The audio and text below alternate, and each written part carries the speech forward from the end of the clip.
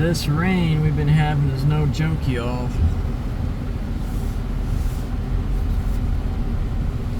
We have a van full of groceries, but we're not gonna try and get through the rain right now to take them into the house. I'm gonna drive back down so I can video where all the water is here. The awning for the tractor is holding so much water. I got out and I poked a hole over there, but I think it's maybe filling up faster than it can drain because it doesn't look like it's any better.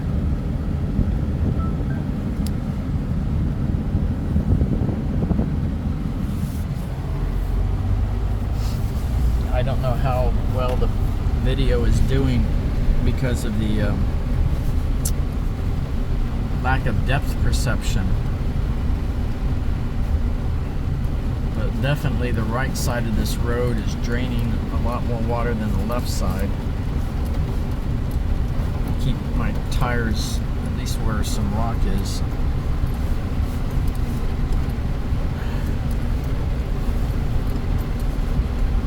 And down here it's just running over the road. I do have a drainage culvert going under the road. Apparently it's just not enough. Right there where that light patch is in the middle is where the culvert is. You can see it.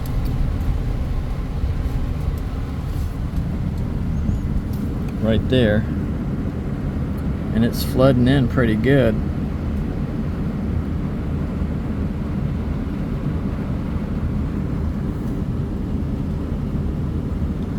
But I think I need more because it has crossed the road behind me and right in front of me. It is crossing over. Let me turn these off for a minute and see if you can see through the rain before it. No. So anyway, yeah, there's a lake where my road used to be. Fortunately, I still have enough rock down to give my tractor traction so it won't get stuck. There's my archery field, or archery lake, I should say. There's the archery line, the shooting line. It's underwater.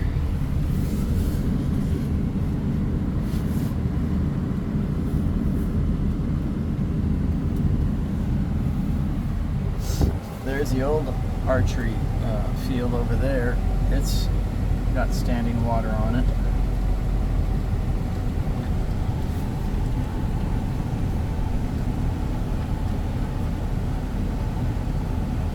My seasonal pond is not quite overflowing its banks, but it can't hold anymore.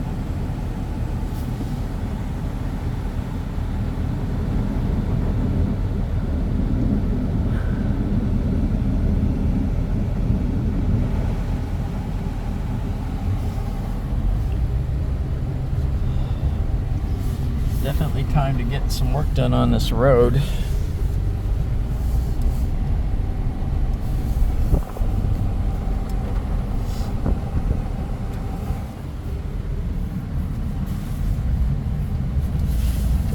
Don't think there's anybody out today. Actually, HEB in Bastrop was packed. It was really packed. I don't know if people were trying to get their shopping done before the rains got worse, because there was like a lull when it was almost a sprinkle when we went into the store. And then we went through, as far as the colors on the radar show, when we got here it was yellow with a tinge of red. It's starting to lighten up now a little bit. But the way my property is, from the tree line up, okay, it goes up at a slight slant, and then also it goes up that way. So we get rain from two directions, runoff. We get rain from back there at the end of this archery range. Let me move back up here a little bit.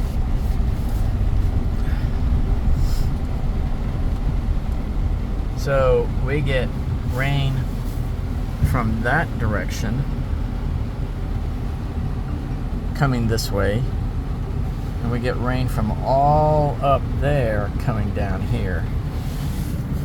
So that water there is actually flowing. It's not even sitting still. It's flowing like a river. I don't know if you can tell.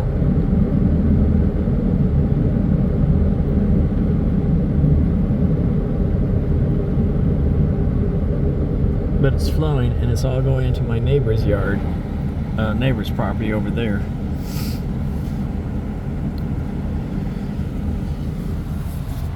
So yeah.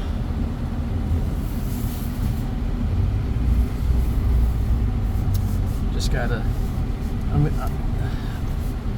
when it all dries out, I'll be adding some more rain runoff culverts underneath the road, and this will give me a good idea as to where to put them. Like, even there's a little rut right there where that dirt is, and the water is flowing through it like it's a stream.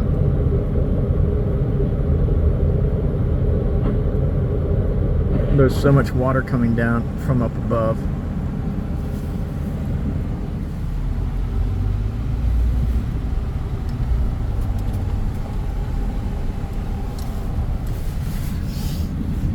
I'm putting out wakes from just driving through it all. That's the entrance to the 3D course that's underwater. The 3D course is probably sitting in a swamp right now.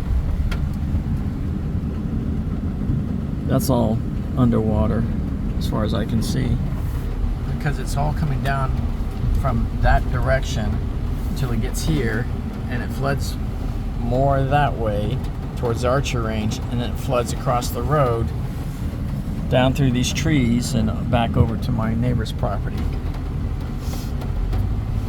When we were first looking at property here on this road, we were much further down South Old Potato Road where we were looking at first, and we were within a quarter mile of a 100-year floodplain.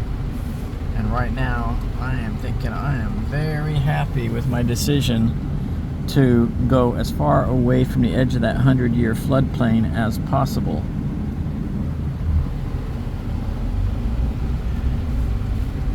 Because we are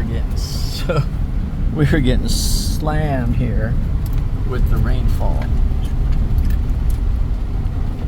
Now, granted, the ground needs it. Everything needs it. We've been without rain for quite a long time, except for, you know, the odd storm coming in every once in a while. Brian, your project area is all flooded back there too. I see that. Yeah, the canopy over the tractor is not looking too good here. Look at that. It's actually bending down a little bit. I got out and I cut a hole in it. You can see right above the LA 256 model designation of the front end loader arm where it's streaming out of there, maybe, because I cut a hole in it with my knife to try and relieve the pressure. It was doing it a lot worse on this end, but I removed some of the elastic ties that keep the tarp to the pole, so that would allow the water to drip down, but I didn't do it on those ends, and I was waiting to see what would happen, and now I know.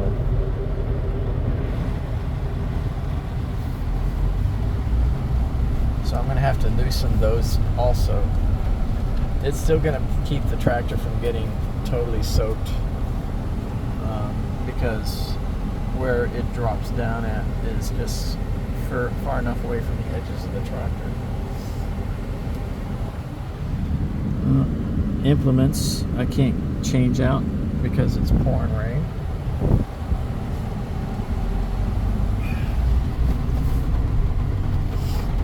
So yeah, we have a rain event like this every few years here.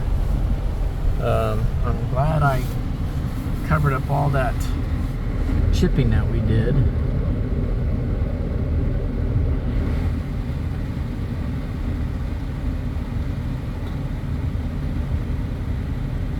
And now I've lost my zoom. I don't know what's going on. It's not zooming back out. Anyway, I think y'all have seen enough. You get the idea. You get the drift.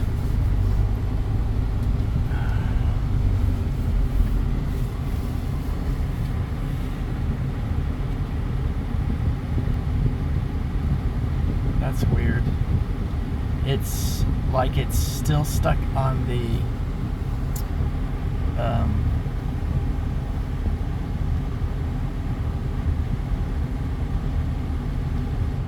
it's still stuck on the tarp recording for some reason, but I'm now looking at the enclosed garden. I think I'll just stop it here.